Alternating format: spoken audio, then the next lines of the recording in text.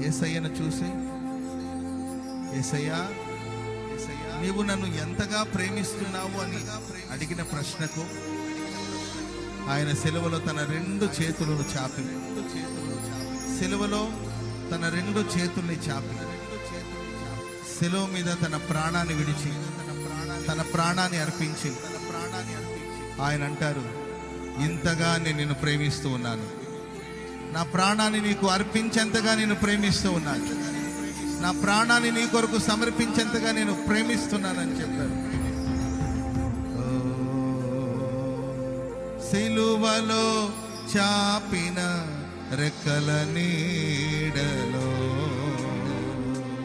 సురక్షితముగా నన్ను దాచితివా.